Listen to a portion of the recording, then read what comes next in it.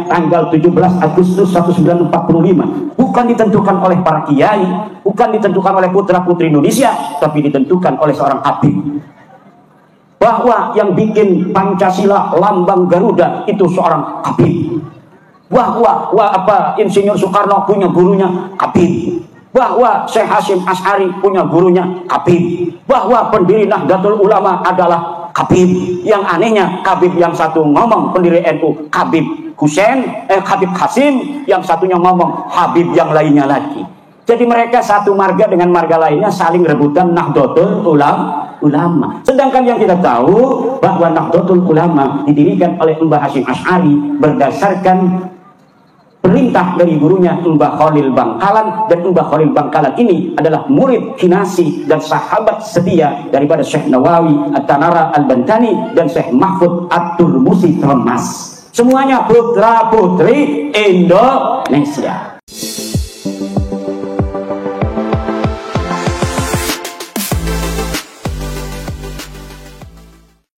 Assalamualaikum warahmatullahi ta'ala wabarakatuh.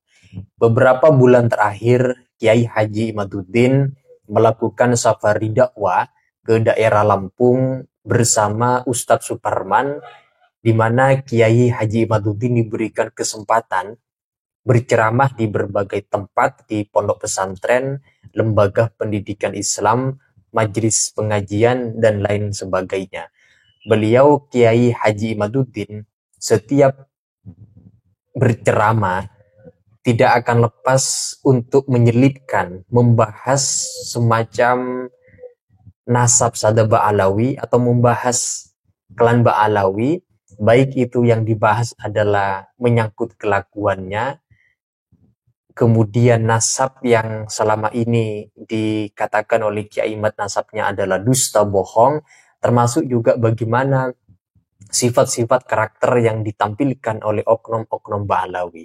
Bahkan berkali-kali Kiai Imad memberitahukan kepada jemaah di sana bahwa antara satu oknum Habib dengan oknum Habib lainnya saling tarik-menarik klaim atas berdirinya organisasi Nahdlatul Ulama.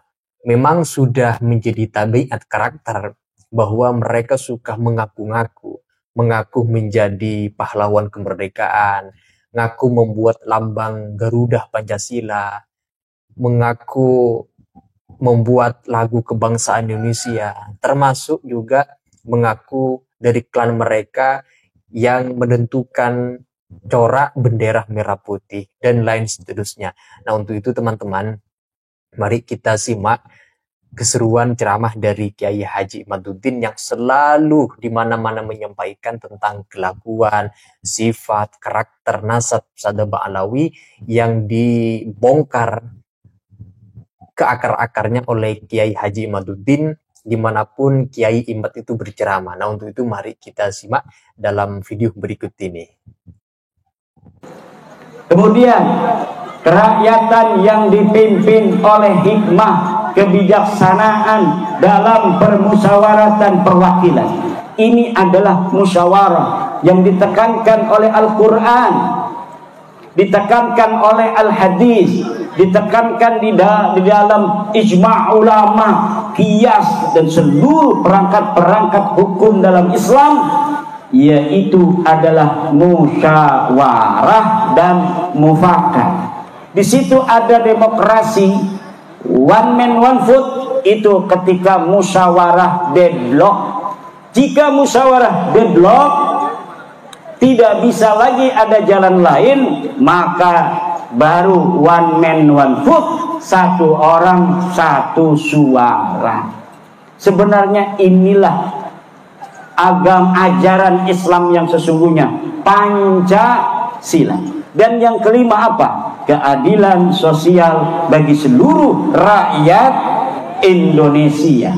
Keadilan sosial bagi seluruh rakyat Indonesia ini juga adalah ajaran Islam. Keadilan ini adalah ajaran Islam. Harus adil, negara harus adil pada seluruh rakyatnya, baik dia itu yang memilihnya dalam pemilu maupun tidak. Tidak boleh bupati misalnya dari PDI kemudian di desa ini yang menang Golkar, desa itu dibiarkan tidak dibangun. Tidak boleh. Tidak boleh seorang kepala desa ketika kampung ini nggak memilih dia, kemudian nggak dibangun jalannya oleh kepala desa. Ketika dia sudah jadi kepala desa, ketika dia sudah jadi bupati, ketika dia sudah jadi presiden, maka dia bukanlah presiden pemilih, tapi presiden bagi seluruh bangsa Indonesia.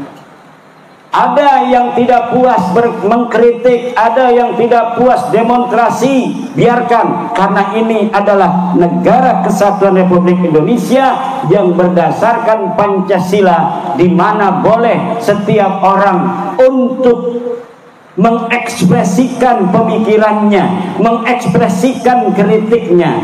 Yang penting dilakukan dengan cara-cara yang konstitusional, dengan tertib dan tidak anarkis.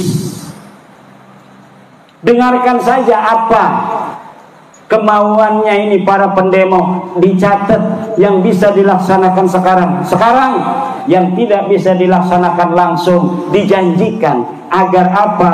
Semuanya dapat kembali menjadi tentram demi persatuan negara kita, negara kesatuan Republik Indonesia.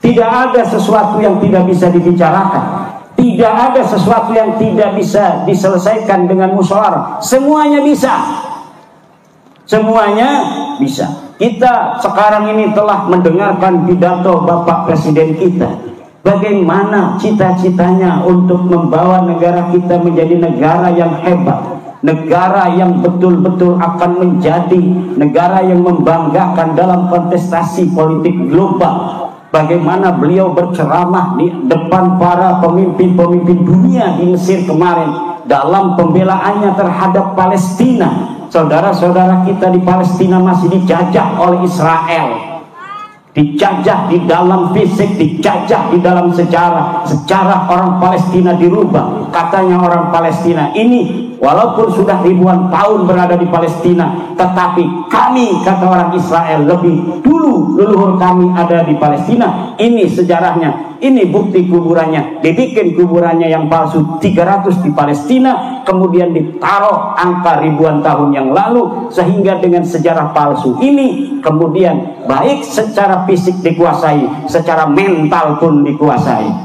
Karena pemalsuan makam itu adalah salah satu metodologi bagaimana makam di suatu kampung itu dibikin dengan angka yang tua, untuk kemudian ada orang yang hari ini mengaku sebagai keturunannya, agar orang-orang kampung itu dapat dikuasai dari kesejarahan yang diawali dengan pembuatan makam palsu. Dan ini sudah terjadi di Indonesia.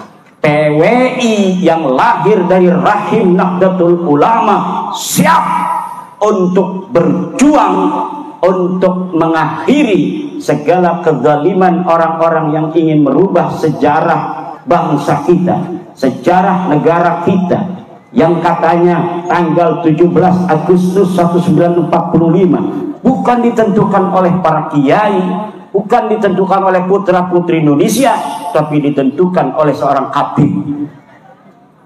Bahwa yang bikin Pancasila lambang Garuda itu seorang Habib. Bahwa Insinyur Soekarno punya gurunya Habib. Bahwa Syekh Hasyim Asy'ari punya gurunya Habib. Bahwa pendiri Nahdlatul Ulama adalah Habib. Yang anehnya Habib yang satu ngomong pendiri NU Habib Habib Qasim, yang satunya ngomong Habib yang lainnya lagi. Jadi mereka satu marga dengan marga lainnya saling rebutan Nahdlatul Ulama. Sedangkan yang kita tahu bahwa Nahdlatul Ulama didirikan oleh Mbah Hasyim Asy'ari berdasarkan perintah dari gurunya Mbah Khalil Bangkalan, dan Mbah Khalil Bangkalan ini adalah murid kinasi dan sahabat setia daripada Syekh Nawawi At-Tanara Al-Bantani dan Syekh Mahfud At-Turmusi Tremas. Semuanya putra putri Indonesia. Ini tugasnya berat Kiai Husnan, jangan selawatan aja. Ini coba lihat kanan kiri, ada nggak makam-makam palsu ini di Lempuyang, di Lampung Tengah? Kalau ada, jangan main pukul aja, jangan main ratakan. Kayak teman-teman kita di Madiun, baru dilantik hari ini, besok 6 makam hancur. Katanya itu makam palsu. Tapi dirapatkan dulu, tanya sama orang sekampung, ini bapak ketua kampung, kasun, kepala dusun, apakah tahu ini makam siapa? Katanya namanya Habib Soleh. Betul nggak zaman dulu ini ada namanya Habib Soleh yang pernah tinggal di sini? Kata kepala kampung, nggak ada. Kapan ini ada makam? Baru 2 bulan yang lalu. Sebelumnya nggak ada makam, nggak ada. Katanya ini dapat dari mimpi dari Habib yang ada di plat G di sana, yang katanya ini adalah makam waliullah Habib Anu bin Anu. Oh, begitu berarti ini jelas palsu. Kecuali dulu ada Habib di sini. Kerja di kebun sawit misalnya ada Habib, kemudian meninggal. Kalau itu berarti kuburan asli, tidak ada masalah kalau begitu. Wong dulunya ada penduduk yang namanya Habib Soleh di sini sebagai tukang kelapa sawit, berarti orang benar. Tapi kadang-kadang yang dulunya tukang kelapa sawit pas 50 tahun setelah kematiannya ini dibikinin kubah, dianggap al-wali as-saleh, kutub ar-rabbani Habib Soleh, padahal dulunya tukang kelapa sawit. Kayak kemarin kejadian di Pekalongan, tukang delman jadi waliullah. Ada tukang delman masih ada cucunya, cucunya juga kemudian dipanggil Habib, padahal dia asli dari Pekalongan apa Pemalang itu saya lupa, ada di YouTube itu. Di Pemalang, dia seorang delman, tukang delman, meninggal. Kemudian ada seorang Habib mengatakan dia adalah waliullah dan dia seorang Habib katanya. Akhirnya cucunya ini jadi Habib.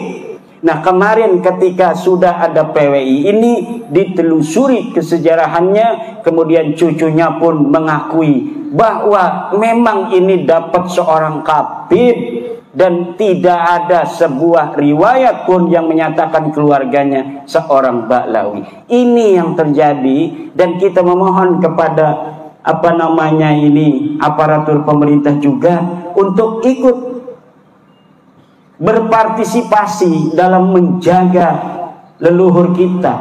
Kalau kita melihat hari ini sih mungkin belum begitu berarti.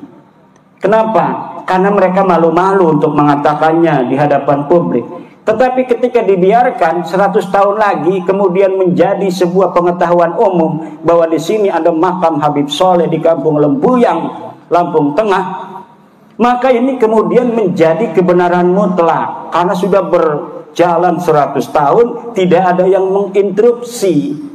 Akhirnya diyakini sebagai kebenaran, dan nanti kesejarahan orang Lempuyang ini kemudian menjadi hilang, yang ada sejarah palsu dari makam palsu itu.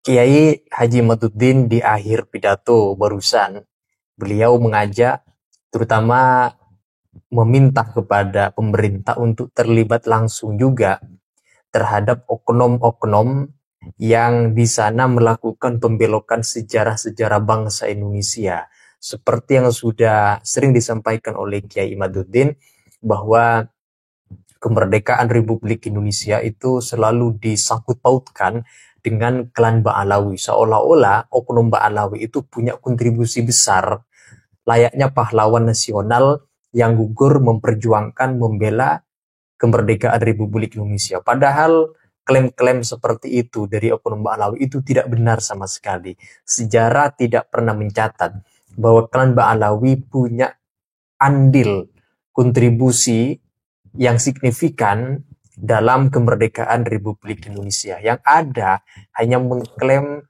dan suka mengaku-ngaku saja. Bendera merah putih diklaim bikinan Habib, lagu kebangsaan Indonesia itu juga diklaim bikinan Habib, dan lain sebagainya. Maka hal-hal seperti ini harus disterilkan Indonesia dari orang-orang, oknum-oknum yang hanya mengaku-ngaku dan mereka punya visi terselubung yang pada akhirnya ingin menguasai bangsa Indonesia ini. Ini harus diantisipasi dan aparat harus terlibat dalam mengatasi permasalahan-permasalahan umat sekarang ini berkaitan dengan polemik nasab. Nah, itu saja teman-teman. Silakan kalau kalian ingin menyampaikan pendapat terkait dengan ceramah dari Kiai Haji Imaduddin yang barusan kita simak, silakan tulis pendapat kalian di kolom komentar. Sekian dari saya. Wassalamualaikum warahmatullahi wabarakatuh.